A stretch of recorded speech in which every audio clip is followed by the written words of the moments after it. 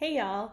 I just want to check in as we're finishing up in Unit 2 and just highlight some of the discussions that have been taking place in Perusall. And one in particular that I really want to point out is related to the three pieces on Indian boarding schools. So, the primary source of Richard Pratt talking about his plan for Indian boarding schools, the oral histories conducted of alumni of Chilocco Indian School, and the New York Times piece on boarding schools. One of the things that's interesting to me in your conversation is noticing how very different the oral histories from Chilocco are compared to, for example, what's covered in the New York Times piece, which is very contemporary, compared to what's covered in the media of boarding schools, and then in relation to Pratt's intentions himself. And I just want to point this out because for many of us, as we're reading, and our comments in Perusall really pointed out what seemed like a disturbing discrepancy. And there were a number of comments about, I wonder were these coping mechanisms for students, right? Because let me back up, because the oral history participants, those who were interviewed, didn't talk about their experience in the same kind of extremely traumatic narrative that the New York Times piece presented or that's talked about in the media today. And I want to point out that this is, in part, a historiographical question. Why do I say it's a historiographical question? So, the piece on Chilocco Indian School is written by a native scholar. A native scholar who, as like if you've seen the memes, right, the reminder of our timeline, that anyone you know today who is native is a descendant, either a direct descendant, as in their parents or their grandparents went to boarding schools, or they themselves may have gone to boarding schools. So this is a really immediate lineage, right? So think about a native scholar interviewing native alumni of a boarding school and what history is unearthed, what experiences are unearthed in that versus outsiders unearthing the stories of boarding schools and what history is unearthed in that. And also, what are the different purposes of these historical narratives as they're shared? The dominant narrative, which is an important one in this case, it's important that we call attention to the history of Indian boarding schools that so many people in the US know nothing about.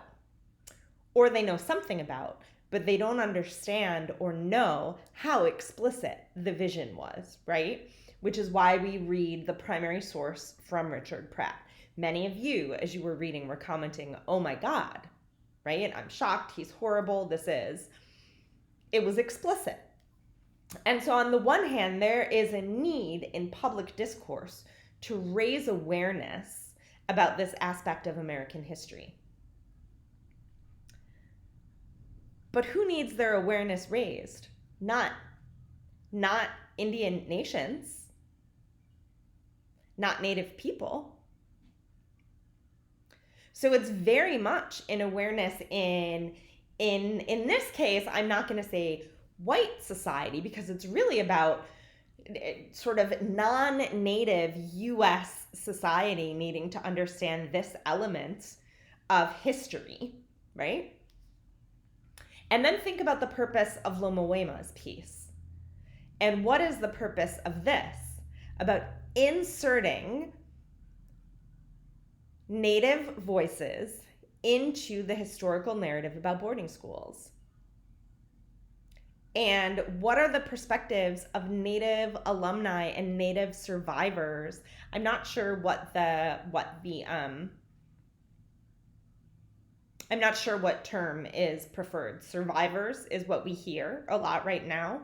But I should have double checked before I started recording. I don't think that is the word that is used in the Lomoema article. But so Native students recounting their experiences, right? What are the purposes of these different narratives? Why would these different historical narratives be produced? They may seem contradictory and oppositional, and yet they can both be true. And so I also want to raise another historiographical point, and is one of the reasons that I included the oral histories of Chilocco Indian School. And it is a reminder that even in traumatic experiences or dehumanizing policies and places, we are human. And we make meaning and relationships and seek joy and humor in the midst of even atrocity, right? And the oral histories remind us of that. And I'm reminded of a critique of whiteness in particular, that whiteness it's a traumavore. It loves trauma. It loves to feed on it. And it loves to see people as only their traumatic experiences.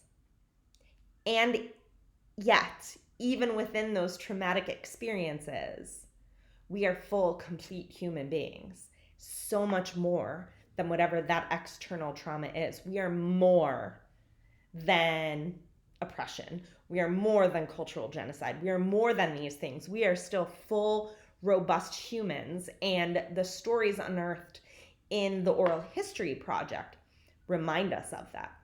They don't negate the other stories at all. They complicate them, right? And there was a comment, actually, as we were reading the piece by General Pratt, one of you commented, I think it was Alyssa, on remember that General Pratt is ignoring here. There's an important omission in the setup to that piece, that it doesn't say anything about how Native parents and families and communities were presented with the boarding school choice and what it would do for their children. There's so much, the trauma, the tragedy, the brutality, all of that is important and is a part of the historiography. And what is left out when that is the only story we tell? Expanding the story doesn't deny the truth of that. It complicates it. And so that's one of the takeaways that I want you to take away from that 3 reading set on Indian boarding schools, is to think about how even in what we perceive as world revealing narratives, how is there something more complicated there? What can we still unearth through a historiographical analysis about why stories are written and presented in a particular way? All of those facts can be true. Thank you. I'll say it every week, but I feel like I'm eavesdropping in your conversations in Perusall. I love it. I hope you're enjoying it as a discussion format. I know that I've heard from some of you that you really are.